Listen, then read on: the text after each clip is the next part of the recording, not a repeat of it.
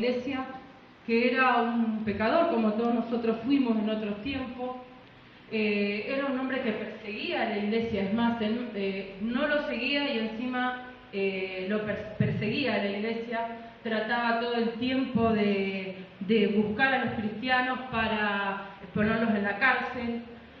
Una persona que nadie daba nada por él, ¿no? Una persona que para el mundo hoy, un delincuente, un asesino, un pecador, cualquiera sea su vida, ¿no? Yo titulé a este mensaje, puse vidas con propósito, porque esta persona que vemos acá, que era un perseguidor de la iglesia, que era un hombre malo, que era un hombre que tenía poder sobre los hijos de Dios, Dios tenía un propósito para esa vida. Dios tenía algo maravilloso para esa vida, como la tiene para nosotros, amén. Como nosotros éramos en otro tiempo, un pueblo pecador, una persona que estaba lejos de Dios, y hoy en día el Señor tiene un propósito para nosotros. En el capítulo 8, en el versículo 1, nos cuenta un poquito de este Saulo que estuvo presente en un momento muy difícil y glorioso para el primer mártir cristiano, que es Esteban. Dice así en 8.1, Hechos 7.58. Lo sacaron de la ciudad y lo apedraron. Los que hacían de testigos contra él dejaron sus ropas al cuidado de un joven llamado Saulo.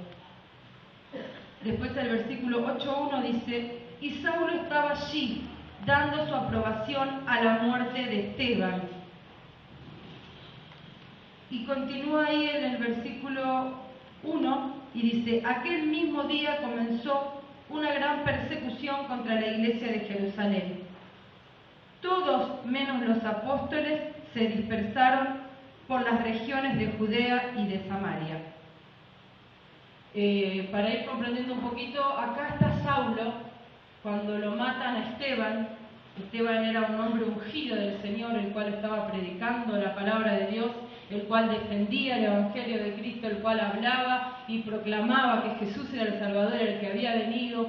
Dio un discurso hermoso acá en Hechos 7, para el que lo quiera leer, lo puede leer, el discurso que dio Esteban, antes de que lo saquen afuera del pueblo y lo maten a piedrazos. Lo mataron a piedrazos. Y sus ropas las dejaron tiradas ahí, y estaba Saulo acá. Este Saulo, que el Señor tenía un propósito ya desde ese momento, desde el vientre de su madre. El Señor tiene un propósito en la vida de cada uno de nosotros, y lo tuvo también en la vida de Saulo. Pero acá estuvo con un propósito, en ese lugar, en ese momento, escuchando toda la defensa de Esteban, todo lo que pasó este hombre de Dios.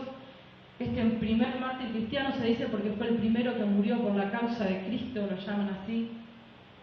Y él sufrió en ese momento, pero veía la gloria de Dios. Dice que Esteban levantó los ojos y veía la gloria de Dios, veía a Dios y a Jesús al lado de Dios. Imagínate eso, hermano. Lo estaban por matar con piedras y él veía la gloria de Dios. Es impresionante. Y en ese momento estaba Saulo, estaba este hombre que Dios tenía un propósito en su vida. Estaba ahí siendo testigo de lo que pasaba con este hombre de Dios, ¿no? Y él comienza ahí una ira en su vida y comienza a perseguir a la iglesia de Dios. Ya venía que no le gustaba esto, que no le gustaba lo otro, porque era un fariseo. Él era un doctor de la palabra de Dios. Él era una persona que a los 12 años, Pablo ya sabía el Pentateuco de memoria, porque era un judío.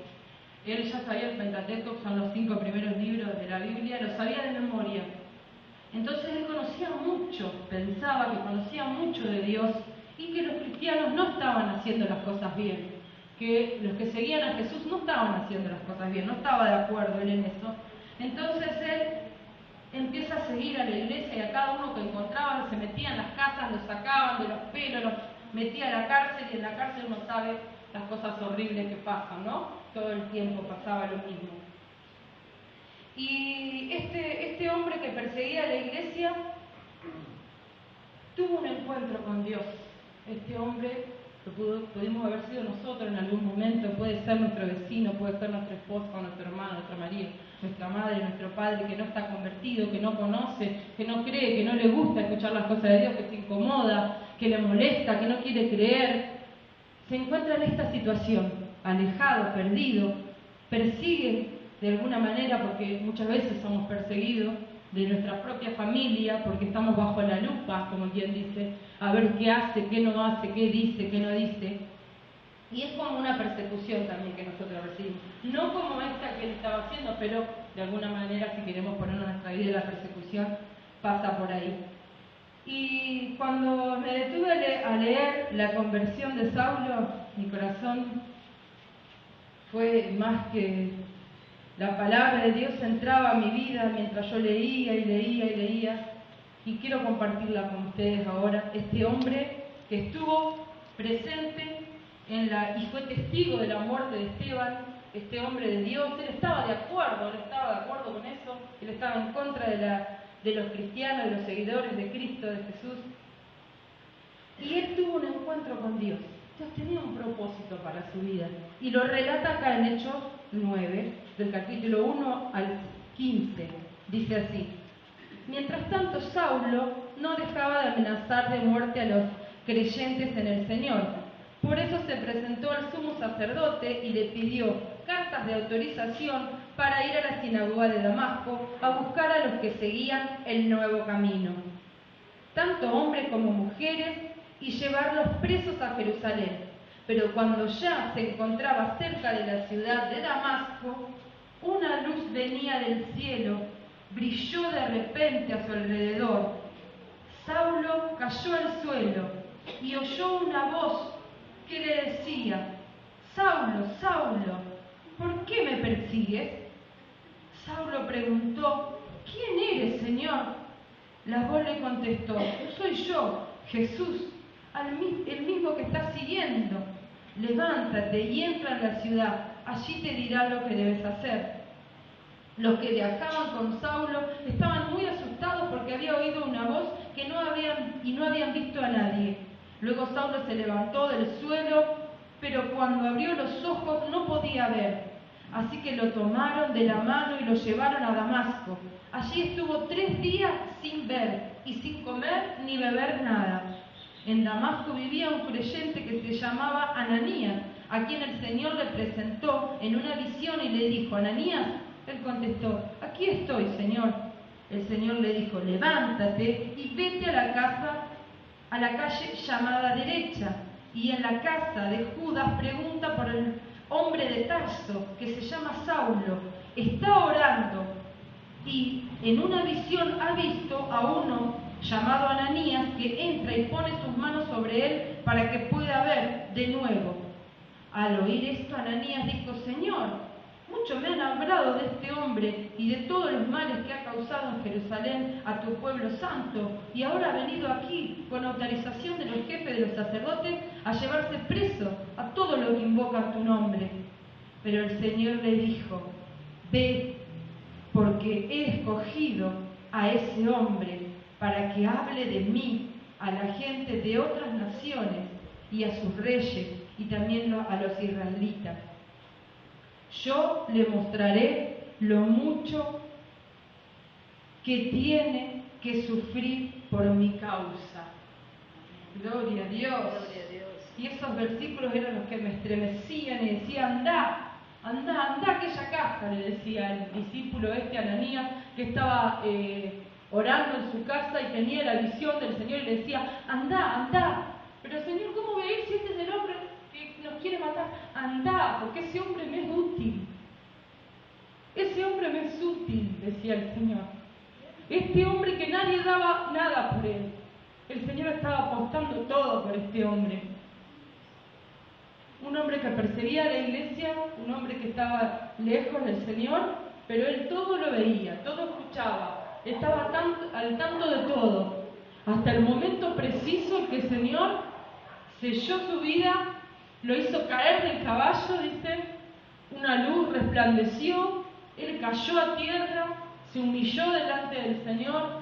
Todo tiene un significado, porque el caer en tierra, el decirle al Señor: En ese mismo momento él ya estaba proclamando a Jesús como su Señor. No lo dudó ni un momento, ni un momento. Y muchas veces vemos nosotros la iglesia llena, muchas personas que se convierten, que creen en el Señor, pero después nunca más vienen, o vienen de rato, o vienen y se van.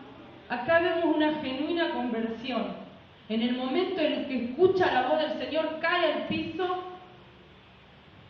y le dice Señor, lo reconoce como Señor, ¿no? Y después se va, es llevado porque él queda ciego, es llevado por los compañeros que estaban con él, que veían a lo lejos y se quedaron con él y no entendían nada, pero Pablo sí estaba entendiendo que su corazón no era el mismo, estaba entendiendo que había algo en su corazón que lo estaba golpeando y que lo estaba dando este llamado, este gran llamado que nosotros también tenemos en este lugar, ¿no? Hacer algo. El Señor nos eligió a cada uno de nosotros para hacer algo. Eso es lo más importante y lo que más llegaba también a mi vida. Nosotros somos un instrumento útil. El Señor para algo nos eligió, para algo nos escogió. Debemos buscar y seguir eso. Debemos buscar, anhelar, orar, como hizo Pablo. Estuvo 3 días en ayuno y oración ciego, mientras el Señor trabajaba. Mientras el Señor estaba trabajando en él. El Señor estaba trabajando en él. Lo mandó a este siervo de Dios para que ponga sus manos sobre él, para que sea lleno del Espíritu Santo en ese momento. Se le cae la ceguera, vuelve a ver y Saulo es una persona nueva. Una persona de Dios que hizo tantas cosas,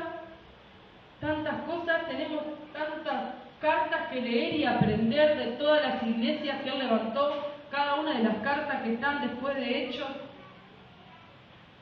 Son 13 cartas que Pablo escribió y que él está dando instrucciones a las iglesias.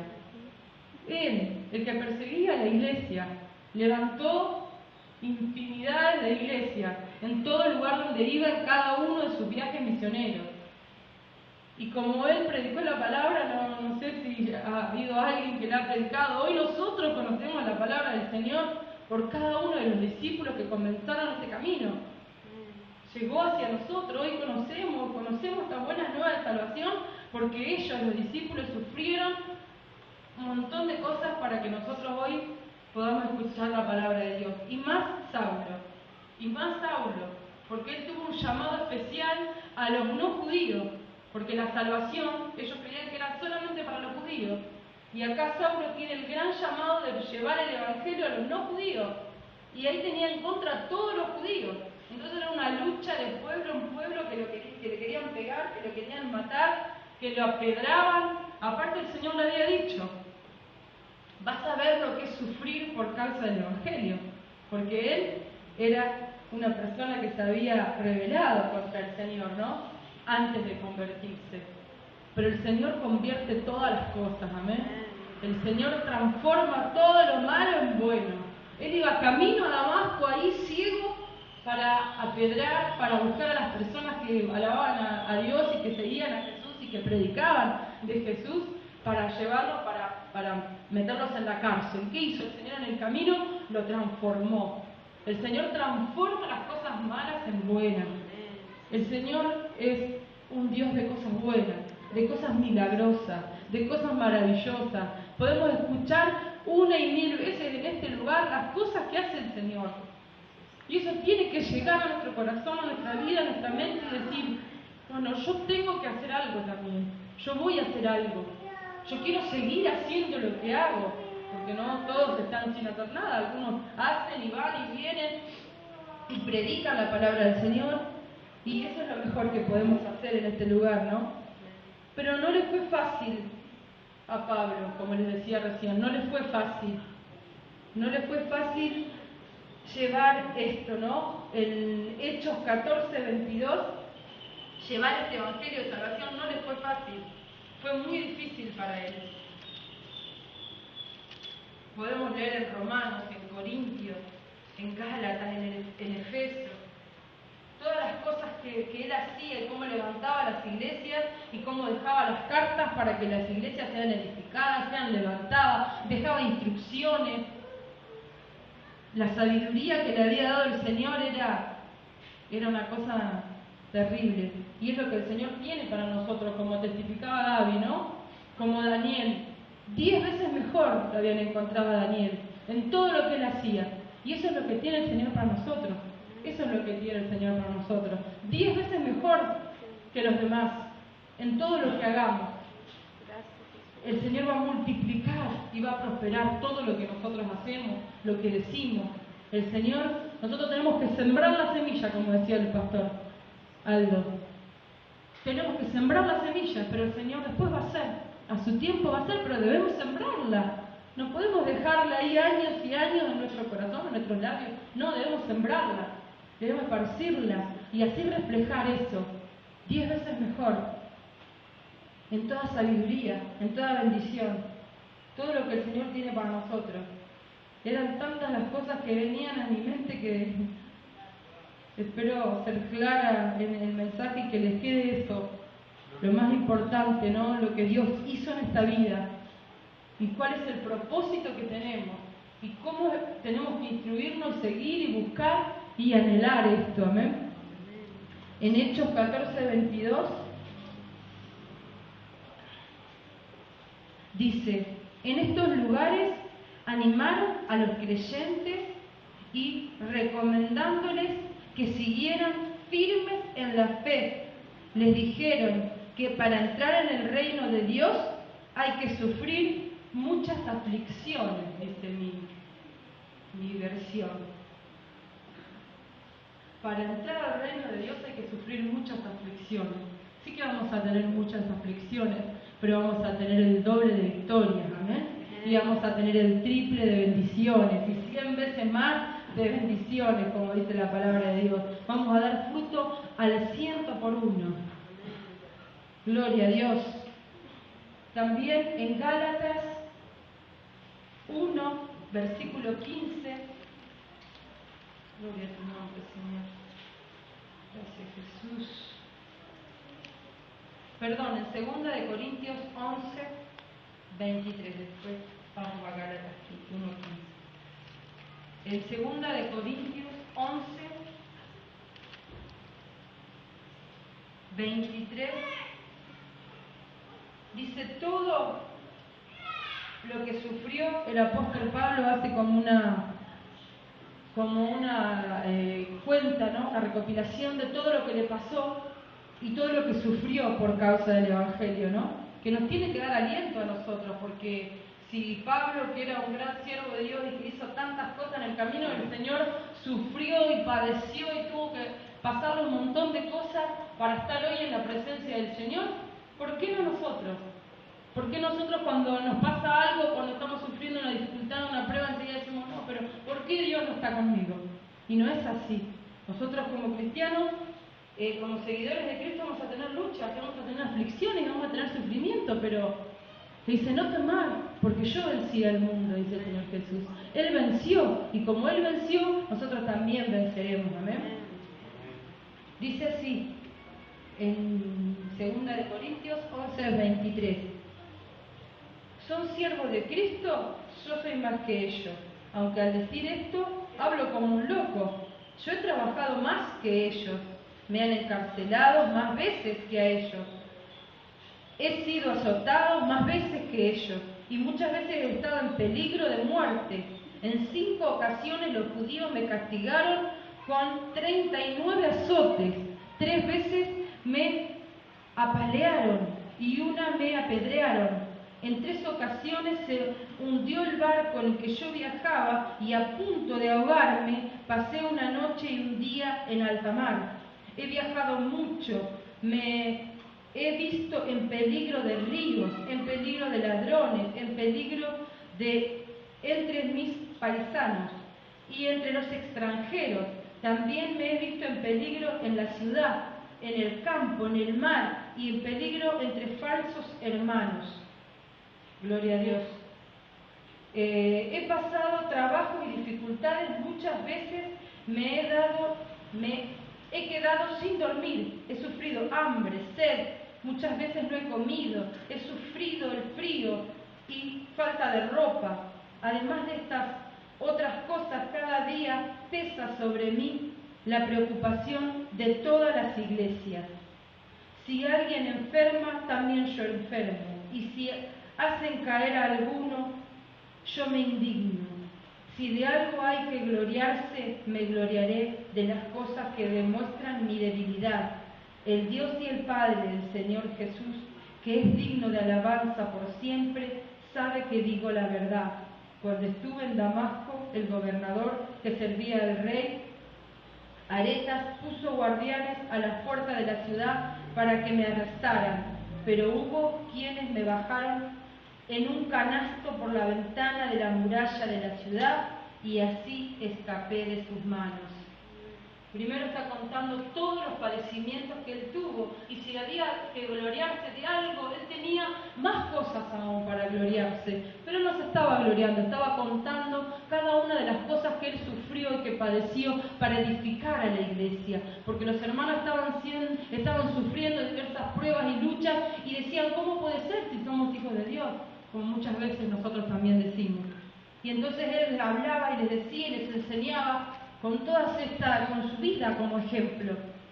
Y después dice, a mí me pasó de lo peor, me tuvieron que llevar escondido. Cuando él ni bien se convirtió, lo tuvieron que llevar escondido, sacarlo de Jerusalén porque lo querían matar. Y así todo el tiempo, hermano. Y nosotros muchas veces no nos pasa esto. No tenemos todo el tiempo a alguien atrás para no poder predicar. Pero no lo hacemos. Que el Señor tenga misericordia de nosotros, ¿no? Y que podamos cumplir el propósito por el cual el Señor nos llamó. Y el primer gran propósito y llamado para todos los cristianos es ir y hacer discípulos a todas las naciones, enseñándoles que guarden todas las cosas que yo he mandado. Y aquí yo estoy con vosotros todos los días hasta el fin del mundo, dice el Señor. En Mateo 28. Es su promesa, hermano. El Señor va a estar con nosotros, siempre y cuando nosotros abramos la boca, podamos cumplir nuestro propósito, podamos seguir adelante a pesar de luchas, dificultades, pruebas, enfermedades, cuestiones de muerte, fracaso, falta de trabajo, hambre, frío. Todos los ejemplos que nos puso este siervo de Dios son abundantes, ¿no? Y son de ejemplo para nuestras vidas. Es un ejemplo la vida de Pablo para nuestras vidas, así como la del Señor Jesús, ¿no? Aún mayor. Y pensar que Él perseguía a la iglesia, y pensar que en otro tiempo Él tenía otros planes para su vida, pero el Señor transformó su vida, el Señor tuvo un propósito en su vida. Y quizás nosotros también, antes de venir al camino del Señor, teníamos otros planes. Pensábamos, no, yo no voy a llegar a ningún lado. No, yo no voy a hacer nada. Pero el Señor tiene planes para nuestra vida. Y es lo que quiere concretar, que nosotros podamos seguir adelante y que no nos quedemos con ese pensamiento que teníamos antes. No, yo no voy a hacer nada. No, yo soy dura, como decía Gaby. Yo lo entiendo. No es así, porque el Señor puede sorprenderlo, hermano. El Señor puede sorprenderlo en las cosas que va a hacer en nuestras vidas si nosotros lo dejamos. Si nosotros dejamos que Él ocupe el espacio que tiene que ocupar en nuestro corazón y le podamos dedicar el tiempo necesario. Recién la hermana leía en Isaías 43 y decía, porque yo te amo, porque yo te elegí, dice en mi versión 43:4. Dice así, porque te aprecio, eres de gran valor y yo te amo. Para tenerte a ti y para salvar tu vida, entrego hombres y naciones. Dice Isaías 43:4. Porque te aprecio, eres de gran valor, yo te amo, dice el Señor. Somos de gran valor. No podemos pensar que no podemos hacer tal o cual cosa o que no somos nada, porque somos de gran valor. El Señor tiene un propósito en nuestra vida y quizás un día nos muestre como multitudes se han convertido al Señor por haberle predicado a una persona que estaba necesitada, por haberlo ayudado, por haber compartido algo con alguien que lo necesitaba. Eso también habla de nosotros y es nuestro testimonio. Que podamos cumplir el propósito, que podamos seguir, continuar, esforzarnos, seguir a la meta, como dice el apóstol Pablo. Él no pretendía haberlo alcanzado, así que nosotros nunca nos conformemos, sino siempre sigamos hacia adelante, extendiéndonos, buscando aquello por lo cual fuimos hallados por Cristo, poder hallarlo nosotros, poder encontrar ese propósito en nuestra vida y continuar y anhelarlo y amarlo y abrazarlo, porque es lo que Dios tiene para nosotros. Amén. Dios les bendiga mucho.